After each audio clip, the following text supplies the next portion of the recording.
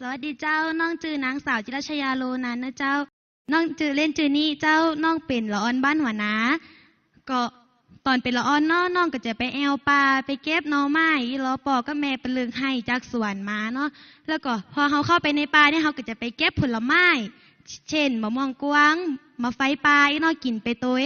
เสร็จแล้วก็จะปากันไปโดดเล่นน้ำในน้ำเหมืองอีเด้เล่นน้ำในน้ำเหมืองเล่นกันม่วนถ้าเปรียบตอนนั้นนะก็ปลาก็เหมือนสวนสนุกของละออนนะเจ้าก็มาพอปัจจุบันนี้เนาะพ่อแม่เปิ้นก็บ่ได้สอนให้ลูกเข้าป่าละออนเปิ้นก็บ่เคยฮู้จักแหละว่าเฮ็ดใดกินได้บ่เคยฮู้ว่าจะเก็บนอจะใดสังคมปัจจุบันน่ะเจ้ากำลังสร้างกำแพงกั้นคนกับปลาห่างออกจากกันนั่นน่ะน้องก็มาคิดว่าเราจะย่าจะได้ให้ละออนเนี่ยกล้าเข้าไปในป่าก็เลยมาอู้กับเปื่อนๆในกลุ่มเยาวชนบ้านหอนาว่าเฮาจะย่าอะหยังกันก็เลยอู้กับน้องก็บอกว่าเสนอว่าจะย่าโครงการเส้นทางศึกษาธรรมชาติในป่าชุมชนบ้านหัวนาเพื่อเป็นแหล่งเรียนรู้ของละออนน้อยในชุมชนแล้วก็ผู้ที่สนใจที่จะเข้าไปแอวในป่าแล้วก็ยิ่งกระแสภูเขาหัวโลในจังหวัดนั้นเนาะที่เปิ้นมองว่าคนจังหวัดนั้นเองเนาะทำลายป่าน้องก็พ่อแม่เนาะทำไรเกษตรอีไหนก็รู้สึกเสียใจอีว่าคนนอกเปิ้นว่าเฮาแต่ก็จะเป็นตัวแทนคนนั้นนี่เนาะบอกว่าเฮาก็บ่ได้มีแค่การทำลายป่าแต่เฮาก็มีการอนุรักษ์ป่าไว้เหมือนกันกำแรกกลุ่มน้องก็เริ่มจากว่าทำกันมา20คนเจ้าเริ่มจากการนำแผนดำเนินงานนี่เนาะไปนำเสนอต่อผอ.ธีรชัยเชียงทองผอ.โรงเรียนแม่นปะแดดแล้วก็ท่านผู้ใหญ่นวลโลนั้นเนาะผู้ใหญ่บ้านหัวนาเจ้าแล้วก็นายจัดการต้นน้ำบ้านผงเปิ้นก็ให้ความร่วมมือมาดีจากนั้นน้องก็มาอู้กับเปิ้นว่าเฮาจะลงเก็บข้อมูลเฮาก็ต้องมีการวางแบบว่าออกแบบชุดจัดเก็บข้อมูลอย่างก่อนก็ออกแบบกันน้องตอนนั้นน้องเขาก็เสนอมาว่าเฮาก็ควรจะตั้งว่าในป่ามีอะไรกินได้บ้างก็เลยว่าจะเก็บผลไม้ที่กินได้เฮ็ดแล้วก็นอแต่ลงสำรวจครั้งแรกเนี่ยมันก็เกิดอุปสรรคมากมายอย่างเช่นว่าเอาหรอลงเรียนแม่นประแดดไปตัวแต่น้องเขามาเล่นกันหญ้าชุดแบบจัดเก็บข้อมูลหายพ่อง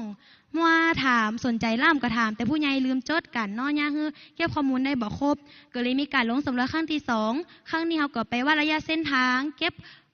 ข้อมูลอ่างเก็บน้ำห้วยนาคาระบบประปาภูเขาแล้วก็ข้อมูลสมุนไพรแต่ข้อมูลก็ยังบ่ครบเตื้อก็ลงแหมครั้งที่3ครั้งนี้เขาก็ลงไปเก็บข้อมูลเฮ็ดแล้วก็นอเนี่ยพอมาทำถึงสำรวจปลาถึง3ครั้งเนี่ยคือน้องๆในกลุ่มคิดว่างานนี้มันก็บ่ใช่เรื่องง่ายๆสำหรับละออนเนาะบางคนเปิ้นก็ท้อแล้วเปิ้นก็จากกลุ่มไปอีไหนจากตีมี20คนก็เหลือเพียงแค่13คนถ้าตอนนั้นถ้าเปรียบว่าละออนเปิ้นเหมือนอะหยังละออนก็เปรียบเสมือนเทียนที่ว่ามีเปลวไฟที่พร้อมที่จะดับหมอดลงแต่ว่าตอนนั้นน้องก็เลยอู้กับน้องไปว่าอู้นี่เนาะก็อู้กับน้องเขาไปว่า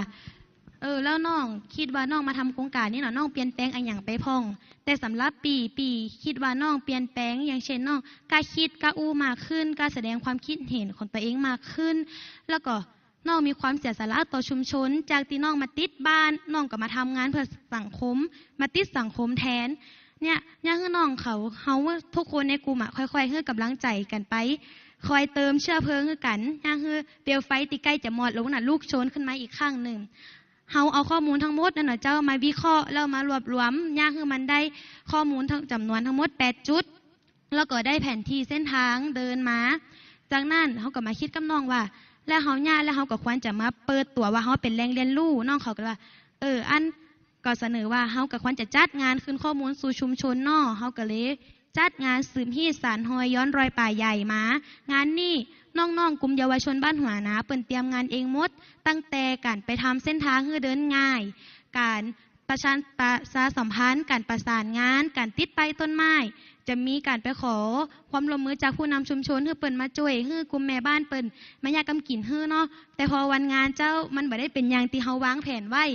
วันนั้นฝนตกขนาดแบบว่าขึ้นปลาบ่ได้แล้วเลยบอกกับน้องว่าเฮาจะเลื่อนวันก่อแต่น้องเขาก็บอกว่ามันเลื่อนบ่ได้ละปีน้องที่เฮาเจอมามันก็มาละกำกินเฮาก็ยะละเฮาจะได้ก็เลยมานั่งอู้กันแล้วน้องเขาก็บอกว่าอันเฮาก็